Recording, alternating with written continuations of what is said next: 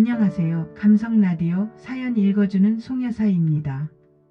오늘 들려드릴 이야기는 한 통의 편지에서 시작됩니다.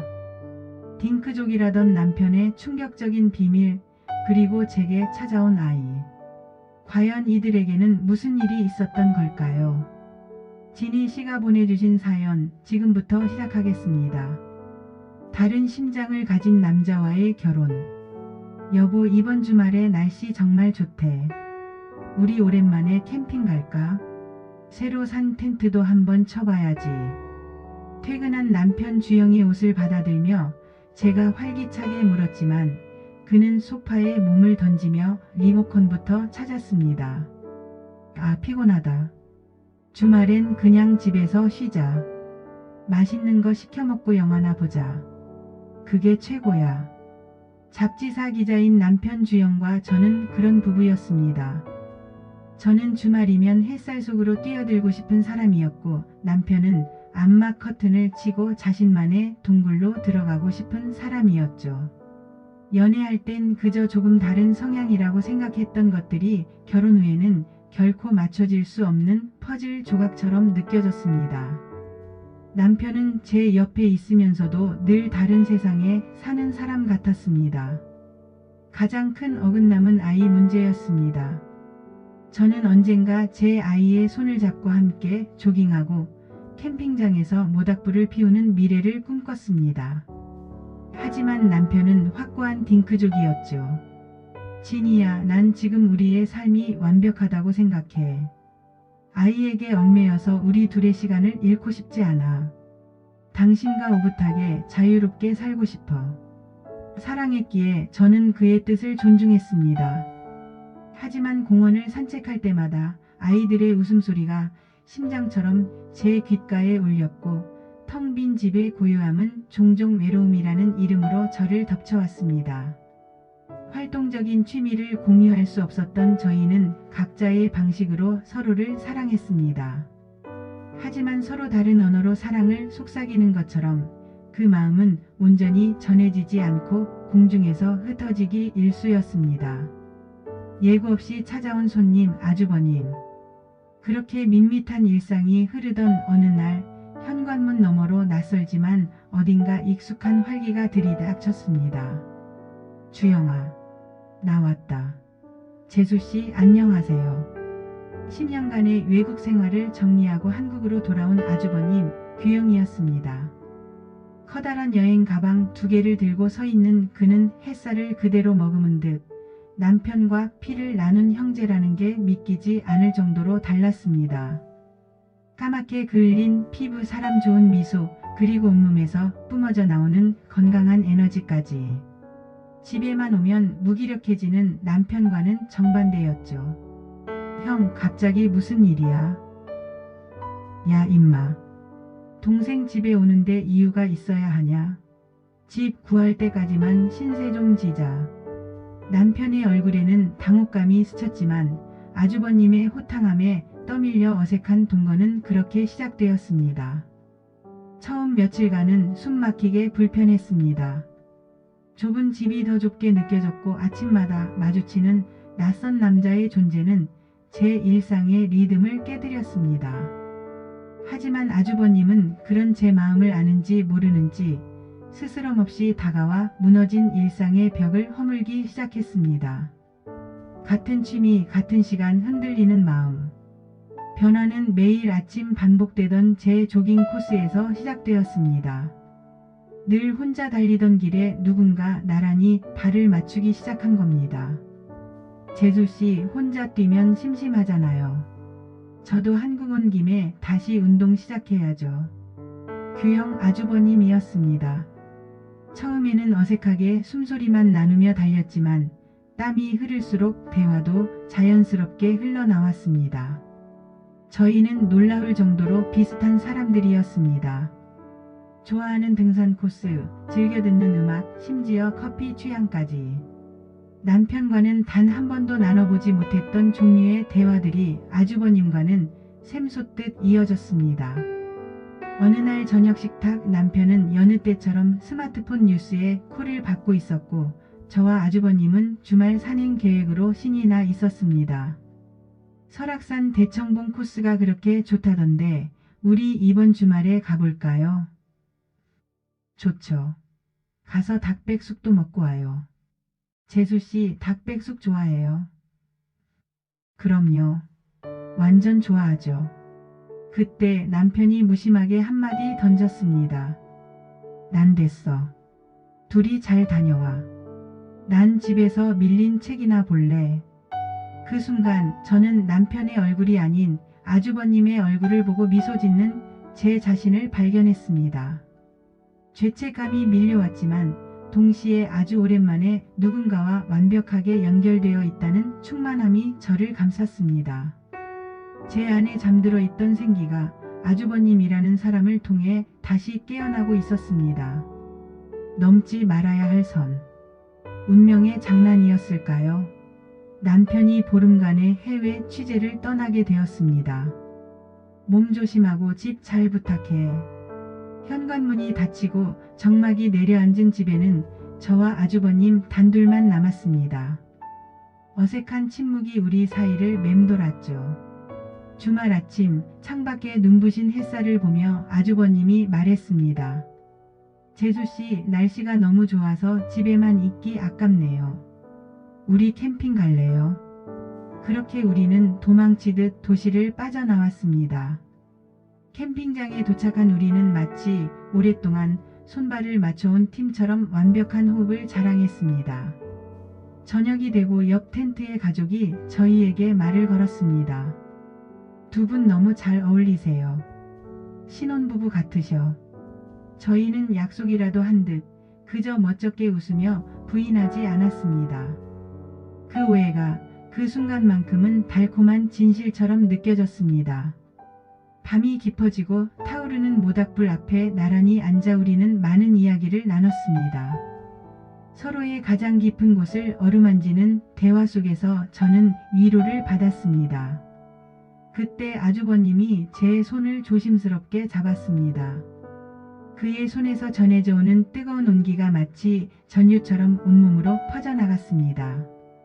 그는 천천히 제게 다가왔습니다. 모닥불의 타닥거리는 소리만이 우리 사이의 정적을 채웠습니다. 그의 숨결이 제 뺨에 닿았을 때 저는 눈을 감았습니다. 이성이 위험하다고 소리쳤지만 제 몸은 이미 그의 온기를 갈망하고 있었습니다. 곧이어 제 입술 위로 그의 거칠지만 부드러운 입술이 닿았습니다. 장작 타는 냄새와 섞인 그의 짙은 남자의 향기가 제 모든 감각을 마비시켰습니다. 짧은 입맞춤은 길어졌고 우리는 서로를 탐하듯 더욱 깊이 파고들었습니다. 잊고 있던 여자로서의 내가 깨어나는 기분이었습니다. 그의 손이 제 어깨를 감싸 안고 허리를 휘감았습니다. 저는 저항 없이 그의 품에 안겼습니다. 밤 공기는 차가웠지만 맞닿은 그의 몸은 용광로처럼 뜨거웠습니다. 그가 제 귓가에 속삭였습니다. 진희씨, 춥지 않아요? 그 나지막한 목소리는 거부할 수 없는 유혹이었습니다.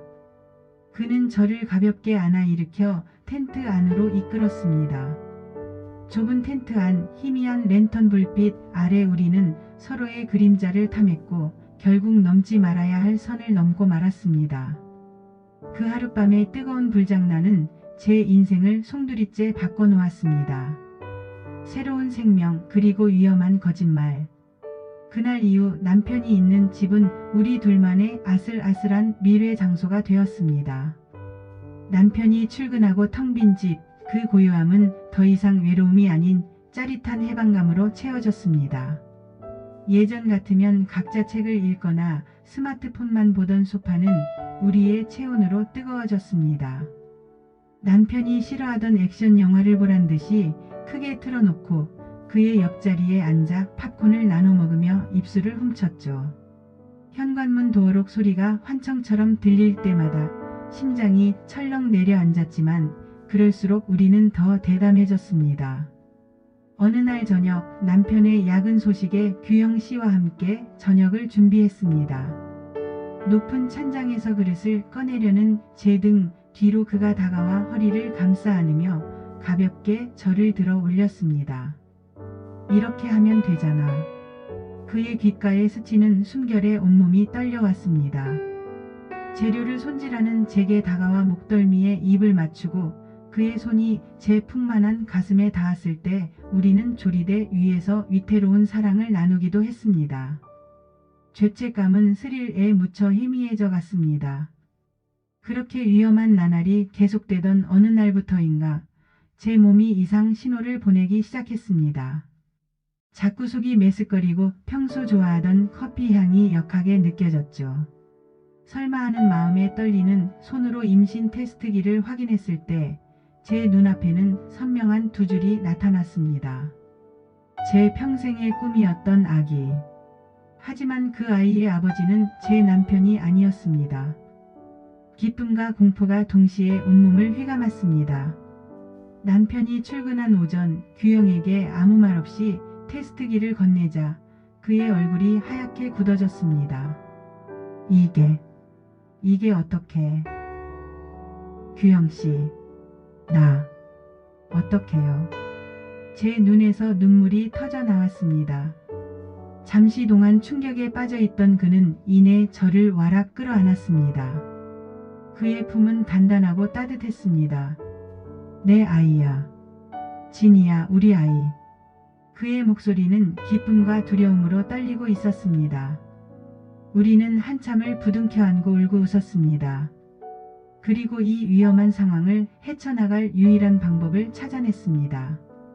바로 이 아이가 남편의 아이인 것처럼 만드는 것이었죠. 그날 밤 저는 평소보다 정성껏 저녁을 차렸습니다. 퇴근하고 돌아온 남편 주영은 소파에 앉아 책을 폈습니다. 저는 떨리는 마음을 감추고 그의 옆에 조심스럽게 앉았습니다. 여보, 할 말이 있어. 무슨 일인데 그래? 책에서 눈을 떼지 않은 채 건성으로 묻는 그에게 저는 준비한 말을 내뱉었습니다. 나 병원 다녀왔는데 우리 아기 생겼대. 그 순간 책장을 넘기던 남편의 손이 허공에서 멈췄습니다. 그는 천천히 고개를 들어 저를 바라보았습니다. 아이는 절대 싫다던 그의 얼굴에 스치는 복잡한 표정. 잠시의 침묵 후 그가 믿기지 않는다는 듯 되물었습니다. 정말이야? 우리 아이? 저는 애써 미소 지으며 고개를 끄덕였고 그는 이내 어색한 미소를 지으며 제 어깨를 감쌌습니다. 하지만 그의 눈은 웃고 있지 않았습니다. 그 차가운 눈빛을 저는 알아채지 못했습니다. 마지막 캠핑 그리고 파구. 남편은 변했습니다. 제게 과일도 깎아주고 몸에 좋다는 음식을 사오기도 했습니다. 하지만 그의 다정함은 어딘가 서늘했고 저는 그저 임신 사실에 놀라 그가 변하는 과정이라고만 생각했습니다. 그러던 어느 주말 제가 아주버님과 함께 가입한 캠핑 동호회에서 정기 모임을 한다는 문자를 받았습니다. 여보, 이번 주에 캠핑 모임 있는데 가도 될까? 그럼 다녀와야지. 형님이랑 같이 가서 바람 좀 쐬고 와. 임신 초기엔 좋은 공기 마셔야지. 그의 허락은 너무나도 쉬웠고 저는 일말의 죄책감마저 잊은 채 아주버님과 함께 캠핑장으로 향했습니다. 오랜만에 만난 사람들과 웃고 떠들며 밤이 깊었고 우리는 자연스럽게 둘만의 텐트로 들어왔습니다. 뱃속의 아이에 대한 이야기를 나누며 우리는 이미 부부가 된 듯한 착각에 빠져 서로를 끌어안고 잠이 들었습니다. 얼마나 지났을까? 텐트 지퍼가 치익하고 열리는 소리에 잠이 깼습니다. 어둠 속에서 나타난 익숙한 실루엣. 제 남편 주영이었습니다. 그는 아무 말 없이 차가운 눈으로 텐트 안을 훑어보더니 들고 있던 휴대폰으로 뒤엉켜 잠든 우리 둘의 모습을 찍었습니다. 그제야 잠에서 깬 아주버님이 경악하며 몸을 일으켰습니다. 주영아, 내가 어떻게... 재미있는 구경이네. 내 아내와 내 형의 가족놀이라. 집으로 돌아오는 차 안, 그리고 집 안은 지옥이었습니다. 남편은 거실 테이블 위로 서류 한 장을 던졌습니다. 병원에서 발급한 진단서였습니다. 읽어봐. 3년 전 내가 아이 갖고 싶다고 노래 부를 때 혼자 가서 받은 거야. 서류에 적힌 병명은 무정자증. 남편은 아이를 가질 수 없는 몸이었습니다. 딩크, 내가 원한 게 아니야. 너한테만큼은 이런 모습 보이기 싫어서, 너를 잃기 싫어서 내가 선택한 거짓말이었어. 그런데 내가 임신을 했다고? 누구 애를? 모든 퍼즐 조각이 맞춰졌습니다. 그의 의심, 서늘했던 다정함, 그리고 너무나도 쉬웠던 허락까지. 모든 것이 저를 확인하기 위한 함정이었습니다. 저는 더 이상 아무런 변명도 할 수 없었습니다. 그저 무너져 내리는 남편 앞에서 고개를 숙인 채 모든 것을 인정했습니다. 며칠 후 저는 이혼 서류에 도장을 찍고 작은 가방 하나를 들고 그 집을 나왔습니다. 아주버님 역시 모든 것을 정리하고 저와 함께 서울을 떠나기로 했습니다. 우리는 서로에게, 그리고 남겨진 남편에게 씻을 수 없는 상처를 남겼습니다. 새로운 생명의 탄생을 앞두고 있지만 우리의 미래는 기쁨이 아닌 속죄의 무게로 가득 차 있었습니다. 오늘의 사연 어떻게 들으셨나요? 한 사람의 아픈 비밀이, 그리고 순간의 외로움이 불러온 파국이 참으로 가슴 아픕니다. 진희 씨와 규영 씨는 과연 새로운 곳에서 행복을 찾을 수 있을까요? 여러분의 생각은 어떠신가요? 댓글로 여러분의 의견을 남겨주세요. 구독, 좋아요, 알림 설정은 사랑입니다.